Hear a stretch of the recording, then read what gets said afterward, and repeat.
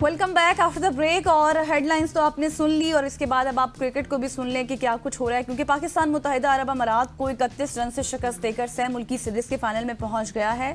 Sharjah में जारी सह मुल्की सीरीज में पाकिस्तान का मुकाबला फाइनल में अफगानिस्तान से होगा, जो पहले ही मुत्तहिदा अरब अमारात और पाकिस्तान को शिकस्त दे चुका है। और जुमेरात को खेले गए मैच में पाकिस्तान ने टॉस जीतकर पहले बैटिंग का फैसला करते हुए यूएई को जीतने के लिए 172 रन का हदफ दिया था। और यूएई के बारे में बात करें तो पहले बॉलिंग और फिर बैटिंग में भी एक अच्छे आगाज के साथ उन्होंने बरकरार अपना तसलसल बरकरार रखा और फिर 140 रन ही वो बना सका। पाकिस्तान की जानिब से सबसे पहले कामयाब बॉलर अबरार अहमद रहे, जिन्होंने 4 ओवर्स में सिर्फ 9 रन देकर 4 विकेटें हासिल की। इससे पहले पाकिस्तान अपनी इनिंग्स का आगाज किया तो सिर्फ 80 रन जो थे 80 के मजमूई स्कोर पर ही उसकी 5 विकेटें गिर गई थी। और पाकिस्तान को इस मुश्किल से निकालने वाले फखर जमान थे, मोहम्मद नवाज थे, जिन्होंने 91 रन की पार्टनरशिप बनाई थी। और इसी पर आज हम बात करेंगे। बिल्कुल ऐसी है। और जिस तरह गजल आपने पूरी डिटेल बताई है, खवातीन आजाद पाकिस्तान की टीम है और अब किसी से भी हार सकते हैं। हम अमेरिका से भी हार सकते हैं, हम कनाडा से भी हार सकते हैं, अफगानिस्तान से हारना तो मामूल की बात है। और कल इस तरह लग रहा था कि शायद हम मुत्तहिदा अरब अमारात की एक नई नवेली टीम से भी हार जाएंगे, लेकिन दाद देनी होगी फखर जमान को, जो विकेट पे मौजूद रहे। 1-2 चांसेस उनको भी मिले, 1-2 चांसेस मोहम्मद नवाज को भी मिले। और शायद मुझे ये लग रहा था कि मुत्तहिदा अरब अमारात वाले हमारी इज्जत बचा रहे थे, क्योंकि उनमें मोस्टली 6 से 7 प्लेयर्स का ताल्लुक पाकिस्तान से था। वहाँ पे कैच छोड़े गए, मिस फील्डिंग की गई, पाकिस्तान के मजमूए के 170 तक पहुँचाया गया। और उसके बाद फिर पाकिस्तान के बॉलर्स ने कुछ अच्छी बॉलिंग की है, उसके हवाले से भी बात करेंगे। और देखें, अब हमारी टीम, मैं आपको बताऊं कि ये कोई अचंभे की बात नहीं है कि पाकिस्तान की टीम जिम्बाब्वे से हार गई, पाकिस्तान की टीम नीदरलैंड से हार गई, पाकिस्तान की टीम आयरलैंड से हार गई। जिस तरह की हम क्रिकेट खेल रहे हैं, जिस तरह की हमारे पास प्लेयर्स हैं, जिस तरह की हमारी बैटिंग है, जिस तरह की हमारी बॉलिंग लाइनअप है, स्पेशली आपने बॉलिंग का जिक्र किया, I am totally agreed with you गजल, कि हमारी बॉलिंग इतनी ज़्यादा पैथेटिक हो चुकी है कि वो जो वर्ल्ड क्लास का हम राग लगाते थे ना, कि हमारी वर्ल्ड क्लास बॉलिंग है, इसमें वकार यूनुस हुआ करते थे, वसीम अकरम हुआ करते थे, फिर बाद में मोहम्मद आसिफ थे, मोहम्मद आमिर थे, उमर गुल थे, बहुत सारे ऐसे बॉलर्स आए, जुनैद खान आए। वो अब सिस्टम नहीं है, वो अब चीज़ नहीं है। अब शाहीन शाह अफरीदी को भी ऑन इस डे मार पड़ती है, हारिस रऊफ को भी मार पड़ती है, सलमान मिर्ज़ा कहाँ से एकदम से आगे, इसके ऊपर भी सवाल आते हैं। जो अब्बास आफरीदी जिनको हम प्रिपेयर कर रहे थे, वो कहाँ गए, हालांकि वो बहुत अच्छे बैटर भी हैं, बहुत अच्छे बॉलर भी हैं। सो ये तमाम तर चीज़ें अब हम इतनी तनज़ली में जा चुके हैं कि कल वो जो मोहम्मद रोहिद उनके एक बॉलर थे, वो मुझे यकीन मानिए कि हमारे ओपनिंग बॉलर शाहीन शाह अफरीदी से अच्छी बॉलिंग करवाते हुए नजर आ रहे थे। यहाँ तक हमारी क्रिकेट डाउन चली गई है कि मुत्तहिदा अरब अमारात में जो हमारे बच्चे खेल रहे हैं, उन्होंने अंडर 19 पाकिस्तान से खेली, फाटा रीजन से उनका ताल्लुक था, लेकिन वो हमारे फास्ट बॉलर से ज्यादा बॉलिंग अच्छी कर रहे थे। क्यों? क्योंकि वहाँ पे मेरिट का सिस्टम है, यहाँ पे मेरिट का सिस्टम नहीं है। यहाँ पे हर बंदे ने अपने बेटे को खिलाना है, हर बंदे ने अपने भतीजों को खिलाना है। क्योंकि वो बैक पे उनके अपने पेरेंट्स अच्छा खेल रहे थे। असल में हम बैटिंग पे बात करते करते ना शायद बॉलिंग को हमने भी छोड़ दिया था, बॉलिंग पे बात नहीं की। और जो हमारे खिलाड़ी थे उन्होंने भी उस तरह से बॉलिंग पे तवज्जो नहीं दी, तो बैटिंग को ठीक करते करते वो ठीक नहीं हुई, आप बॉलिंग भी भूल गए। देखिए, असल में मसला ये है कि हमारा जो सारा दारोमदार था वो ये था कि किस तरह से हमने टीम से बाबर आजम और मोहम्मद रिजवान को T20 टीम से बाहर निकाला। ठीक है, उनका स्ट्राइक रेट अच्छा नहीं था, आपने उनको बाहर निकाल दिया, लेकिन दूसरी जानिब आपको जो जज करना है या जस्टिस प्रिवेल होना चाहिए वो पूरी टीम में होना चाहिए।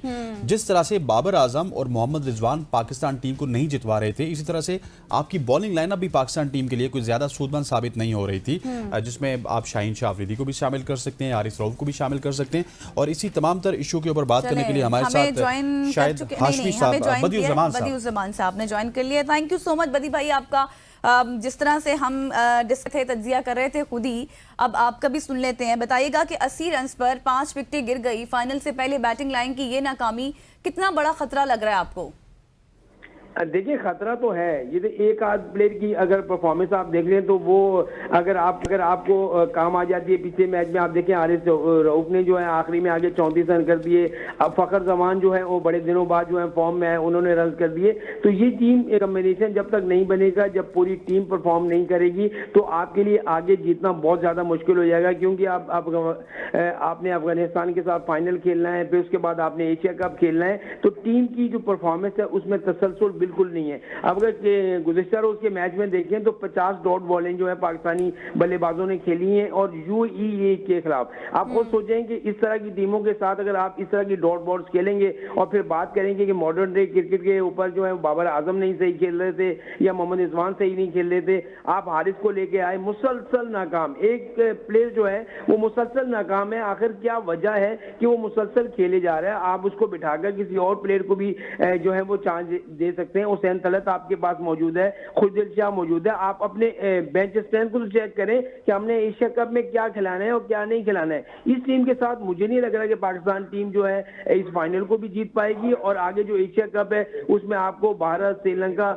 जैसी टीमों का सामना करना पड़ेगा, बांग्लादेश जैसी टीमों का सामना करना पड़ेगा। तो मुझे नहीं लग रहा कि इस तरह की जो परफॉर्मेंस आप दे रहे हैं कि वहां पर जीत पाएंगे। तो यकीनी तौर पर आपको याद सताएगी बाबर आजम की भी, आपको याद सताएगी जो है मोहम्मद रिजवान और नसीम शाह की भी, क्योंकि एक तसलसल होना चाहिए। अगर इब्रार अहमद है 4 मैचेस के बाद एक मैच में अगर आगे परफॉर्म कर देते हैं वो भी यूएई के खिलाफ, तो इसको हम बढ़ा चढ़ा के ऊपर पेश कर देते हैं जी कि वो आज 4 आउट कर दिए।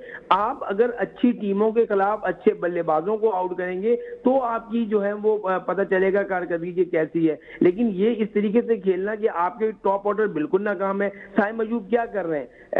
उसके अलावा साहबजादा फरहान जो है स्टार्ट अच्छा लेते हैं लेकिन वो उसको कंटिन्यू नहीं कर पाते। आगा सलमान जब से कप्तान बने एक आध इनिंग के अलावा उसको बताएं मैं कौन सी इनिंग उन्होंने खेली है। तो यही चीजें जब तक आपकी परफॉर्मेंस में तसलसल नहीं आएगा सैन भाई, तो ये कभी भी पाकिस्तान टीम जो है ये फाइनल क्या एशिया कप में भी जो है भारत को हराने की आप बात करते हैं, मुझे नहीं लग रहा कि आप भारत के खिलाफ जो है वो अगर आप पहली बैटिंग करते हैं तो। लेकिन बदी भाई मैं यहाँ पे ना आपको एक मशवरा देता हूँ कि मुझे तो ये लग रहा है कि आपको ना और हमें अपनी बीट चेंज करनी चाहिए। जो स्पोर्ट्स रिपोर्टर हैं कोई पॉलिटिकल कोई क्राइम बीट ले लें, क्योंकि आने वाले दिनों में जिस तरह की मुझे पाकिस्तान टीम के हालात नजर आ रहे हैं ना, आपकी टीम हर पैथेटिक टीम से हारेगी, हर छोटी टीम से हारेगी। आपके अंदर तो वो कैपेबिलिटी नहीं है कि आप ऑस्ट्रेलिया, इंग्लैंड और इंडिया का मुकाबला कर सकें। बिल्कुल आप सही कह रहे हैं। देखिए जिस तरीके से पाकिस्तान हॉकी का हाल हुआ है, आप उस हॉकी के खिलाड़ियों के नाम तक किसी स्पोर्ट्स सपोर्टर को जो है ना वो भूल गए, क्योंकि पहले जब पाकिस्तान टीम जीता करती थी तो सबके नाम जो है आपकी जबान पर रटे हुए होते थे, लेकिन अब उसकी परफॉर्मेंस ऐसी गिरी है कि कोई नाम लेने को तैयार नहीं है। यही हाल जो है वो पाकिस्तान की टीम का कहीं ना हो जाए कि हम नाम तलाश कर रहे हों कि कौन सा प्लेयर किस नाम से खेल रहा है और कैसा खेल रहा है। और इस तरह से हम मुझे बताएं कितना अरसा हो गया हम बड़ी टीमों से मैचेस नहीं खेले। हम यूएई से खेलते हैं, हम जिम्बाब्वे से खेलते हैं, हम बांग्लादेश से खेल रहे हैं, हम श्रीलंका से खेल रहे हैं, हम वेस्ट इंडीज से खेल रहे हैं। भाई खेले ना जाके सीरीज जो है वो इंग्लैंड में खेले, जाके ऑस्ट्रेलिया में खेले, न्यूजीलैंड में खेले, जनूबी अफ्रीका में, ताकि आपको पता तो चले आपका प्लेयर की जो है वो किस मेयार का है और किस तरह की बैटिंग कर रहा है, किस तरह की बॉलिंग कर रहा है। आप हारिस राउफ को देखें कि 2 ओवर शुरू को सही करेगा, आखिरी के 2 ओवर में जो है वो इतने जबरदस्त पिटते हैं कि आपको ख्याल नहीं रहता। तो मेरे ख्याल में डेथ ओवर में आपके पास बॉलर नहीं है, उसके बाद आपके स्पिनर में जो है उनमें भी जो है वो इस तरह की परफॉर्मेंस नहीं है। जो खासतौर पर मोहम्मद नवाज अभी कुछ बेहतर कर रहे हैं लेकिन वहां उनको कंडीशन मिली हुई है। लेकिन असल मसला ये है कि पाकिस्तान क्रिकेट बोर्ड को, सिलेक्शन कमेटी को ये सोचना पड़ेगा कि हम सीनियर के साथ अगर जूनियर को चांस देंगे तो वो ज्यादा बेहतर होगा, ना कि एकदम जो है पूरी टीम को जो है वो 11 के 11 नहीं खिला देंगे। जिस तरह से आपने इंग्लैंड का नाम लिया, ऑस्ट्रेलिया का नाम लिया, अब अगर उनके साथ खेल लिया फिर तो वो हसनैन वाली बात है कि हमने बीटी खत्म कर देनी है।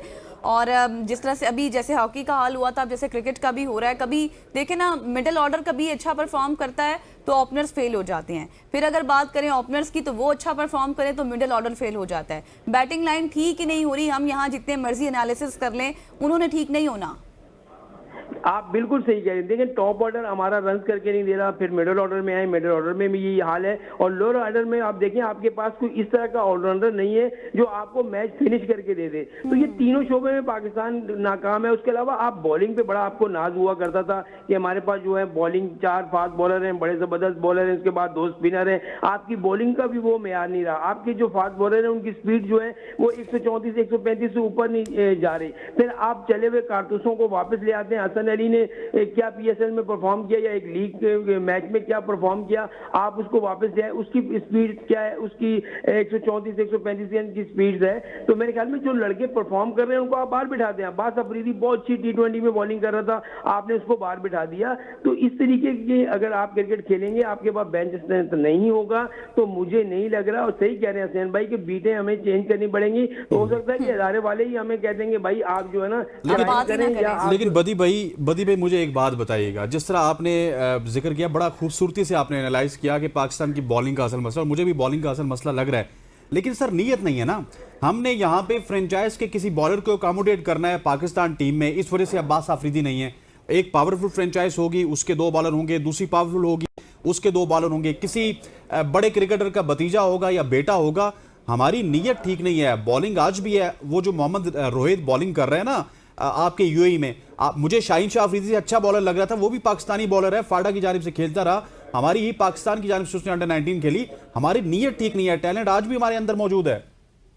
बिल्कुल आप सही कह रहे हैं, टैलेंट है, लेकिन इस टैलेंट को ग्रूम कौन करेगा, इस टैलेंट को निकालेगा कौन। इस हाई परफॉर्मेंस सेंटर आपने पहले लाहौर बनाया, कराची बनाया, फैसलाबाद, मुल्तान, सब जगह अब हाई परफॉर्मेंस सेंटर बनाए जा रहे हैं। तो भाई हाई परफॉर्मेंस सेंटर का मतलब क्या होता है कि जो बेस्ट 8 से 10 लड़के हों उनको हाई परफॉर्मेंस में रखें और वहां उनको ट्रेन करें। लेकिन ट्रेन करेगा कौन? क्या आकिब जावेद ट्रेन करेगा? मुझे बताएं कि जिस बंदे को खुद नहीं पता वो ट्रेन क्या करेगा। एक बल्लेबाज को एक बॉलर जो है वो आकर क्या कहेगा कि तुम ऐसे खेलो। बाबर आजम को आकिब जावेद मशवरे देगा कि तुम इस तरह की बैटिंग करो। बाबर आजम मोहम्मद रिजवान को जाके आकिब जावेद बोलेगा कि तुम इस तरह की विकेट कीपिंग करो।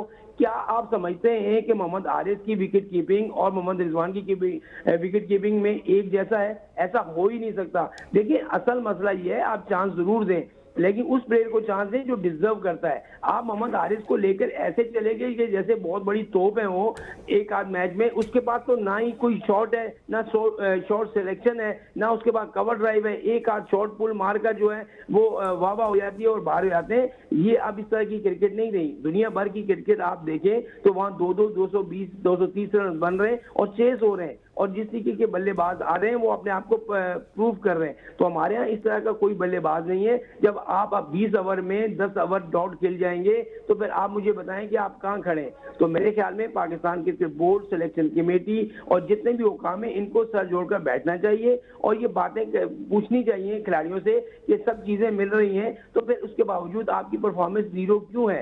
आपने एक बाबर आजम को गिराने के लिए एक कैटेगरी खत्म कर दी थी।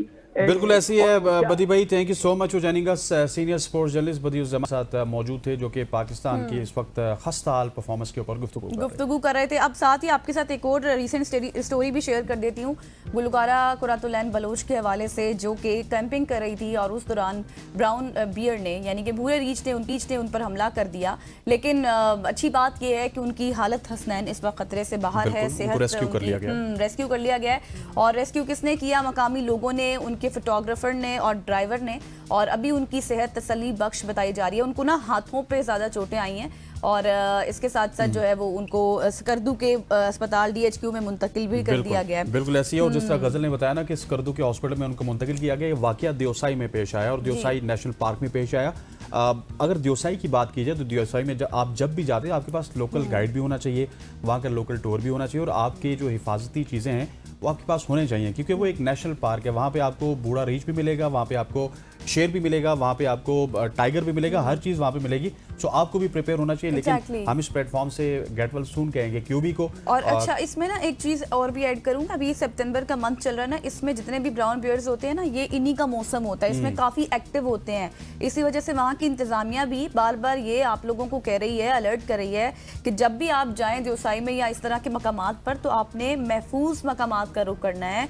जहाँ पर कैंपिंग करनी है ज़रूर करें, मतलब ज़ाहिर ये मौसम है इसमें एंजॉय करें, लेकिन महफूज मकामात पर, क्योंकि ये तमाम तर जितने भी इस तरह के बियर्ड्स होते हैं या फिर शेर वगैरह ये एक्टिव मंथ है उनका। बिल्कुल, और ये एक्टिव हो जाते हैं और जो माएँ वहाँ पे जाती हैं जिनके साथ स्पेशली बेटे होते हैं वो उनको देख के और ज़्यादा एक्टिव हो जाती है। सो हमें केयर भी करनी चाहिए, अपनी एहतियात भी खुद करनी चाहिए। गेट वेल सून क्यूबी के जितने भी फैंस हैं उनके लिए ये अच्छी खबर हमने शेयर की कि वो सेहतयाब हो रही हैं और इस वक्त हॉस्पिटल में मौजूद हैं और उनकी जो सिचुएशन है वो तसल्ली बख्श है। ख़वातीन आज़ाद, यहाँ पे वक्त हुआ चाहते कमर्शियल ब्रेक लेंगे और उसके बाद वापस आएंगे और आगे बढ़ेंगे और कुछ और मेहमानों से आपकी मुलाकात करवाएंगे। Stay with us.